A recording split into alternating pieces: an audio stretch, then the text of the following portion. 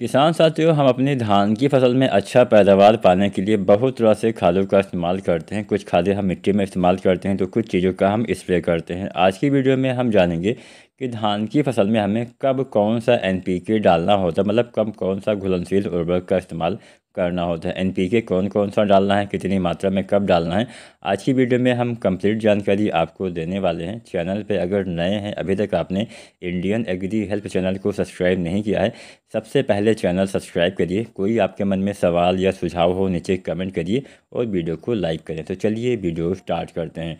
सबसे पहले जानते हैं कौन सा हमें एनपीके डालना होता है। सबसे पहला एनपीके हमें क्या डालना होता है। तो धान की फसल में आपको ज़्यादा एनपीके नहीं डालना है। हम यहाँ पे बहुत ही एक सीमित एनपीके की मात्रा आपको बताएंगे, जिससे आपका जो है लाभ भी अच्छा मिले और आपका ज़्यादा पैसा भी ना जाए। तो यहाँ पे पहला एनपीके आपको डालना होता है एनपीके 19-19-19, या फिर आप इसकी जगह पे 20-20-20 का भी इस्तेमाल कर सकते हैं। कई बार हमें ये नहीं मिलता है तो हम 20-20-20 भी डाल सकते हैं। अब एनपीके 19-19-19 में क्या होता है कि 19% नाइट्रोजन पाया जाता है, फास्फोरस भी 19% और पोटास भी यानी पोटेशियम भी 19% की मात्रा में पाया जाता है। मतलब तीनों तत्व बराबर मात्रा में इसमें पाए जाते हैं। इसके इस्तेमाल से पौधे का शुरुआती विकास काफ़ी अच्छे से होता है। कल्ले का फुटाव, बढ़वार, हरियाली, जड़ों का विकास, ये तमाम चीज़ें अच्छे से होने वाली है। तो सबसे पहले बात ये आती है कि आखिर हमें इसका इस्तेमाल धान में करना कब चाहिए। धान की फसल में एनपीके 19-19-19 धान की रोपाई के 20 दिन के बाद से आप डाल सकते हैं। 20 दिन के बाद 25 या 30 दिन तक, या फिर 35-40 दिन तक भी आप डाल सकते हैं, लेकिन बेहतर समय 25 दिन के आसपास ही माना जाता है। तो चलिए अब हम ये भी जान लेते हैं कितनी मात्रा में हमें एनपीके 19-19-19 डालना है। कोई भी एनपीके आप डालिए, 1 से लेकर 1.5 किलो पर एकड़ तक ही आपको इस्तेमाल करना है। चाहे 19-19-19 हो, चाहे 20-20-20 हो, या फिर कोई भी अन्य एनपीके जो हम आगे आपको बताने वाले हैं। इतनी मात्रा 1 एकड़ खेत के लिए पर्याप्त रहने वाली है।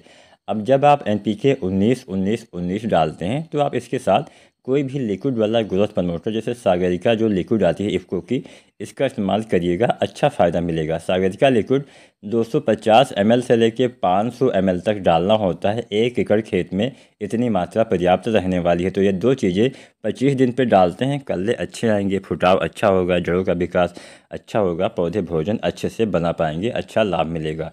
तो ये तो पहला एनपीके आपने जान लिया। इसके साथ ये भी जान लिया इसके साथ क्या डालना होता है। अब हम जानते हैं दूसरा एनपीके। अब दूसरा एनपीके आपको डालना होता है 0-52-34। वैसे बीच में जो अवस्थाएं आती है इसमें आप एनपीके 19-19-19 दो बार भी डाल तो सकते हैं, लेकिन मेरे हिसाब से एक बार डालने से भी आपका काम चल जाएगा। तो आपको ज़्यादा पैसा बर्बाद करने की आवश्यकता नहीं है। वैसे अगर आपका बजट अलाउ करता है, अगर आपकी फसल थोड़ा कमज़ोर रह जाती है, तो फिर से आप एनपीके 19-19-19 लगभग 15-20 दिन के बाद इस्तेमाल कर सकते हैं। मान लीजिए पहली बार आपने इस्तेमाल किया 25 दिन पे, तो दोबारा से फिर से आप 15 दिन के बाद इस्तेमाल कर सकते हैं। 40-45-50 दिन तक इस्तेमाल कर सकते हैं। तो यहाँ पे दूसरा एनपीके आपको डालना होता है 0-52-34। एनपीके 0-52-34 में नाइट्रोजन 0% यानी नाइट्रोजन नहीं होता है। फास्फोरस इसमें 52% और इसमें 34% पोटेशियम पाया जाता है। तो यहाँ पे केवल दो तत्व ही इसमें होते हैं, फास्फोरस और पोटास यानी पोटेशियम। 52% phosphorus, 34% potassium. इसका काम क्या होता है? इसका काम होता है कि पौधे में जो बालियों का निर्माण हो रहा है, जो बालियों का विकास हो रहा है, वो अच्छे से हो पाए, बालियाँ अच्छे से विकसित हो पाएँ, दाने का अंदर जो निर्माण है अच्छे से हो पाए, जिससे हमारी बालियाँ मोटी आए, लंबी आएँ और दाने भी हमारे अच्छे आएँ। तो इसके लिए हम एनपीके 0-52-34 का इस्तेमाल करते हैं। इसका इस्तेमाल बालियाँ निकलने से पहले, जिसको हम गोब अवस्था या फिर गबोड अवस्था बोलते हैं, उससे पहले इस्तेमाल करना होता है। अच्छा लाभ मिलेगा। अब ऐसा नहीं कि बालियाँ निकलना स्टार्ट हो गई तब डालिएगा, उससे पहले यानी बालियाँ निकलने से पहले ही इसका इस्तेमाल करेंगे तो इसका ज़्यादा लाभ देखने को मिलेगा। इसकी भी आपको 1 से 1.5 किलो मात्रा पर एकड़ के हिसाब से इस्तेमाल करना होता है। जब आप 0-52-34 एनपीके डालते होंगे तो इसके साथ आप डालिए बोरोन। जो बोरोन आता है 20% वाला, इसकी आप 100 से 125 ग्राम मात्रा प्रति एकड़ के हिसाब से इस्तेमाल करेंगे तो अच्छा लाभ मिलेगा। आपकी फसल में पोलिनेशन, जिसको हम परागण प्रक्रिया बोलते हैं, जिससे फ्लावर से दाने का निर्माण होता है, वह प्रक्रिया काफ़ी अच्छे से होती है। मेल फीमेल फ्लावर्स का मिलाप अच्छे से होता है, जिससे सभी दाने का भराव अच्छे से होता है। आपके ज़्यादा दाने खाली रहने वाले नहीं हैं। तो इसलिए आपको बोरोन का इस्तेमाल भी गबोड अवस्था में 0-52-34 के साथ अवश्य करना चाहिए।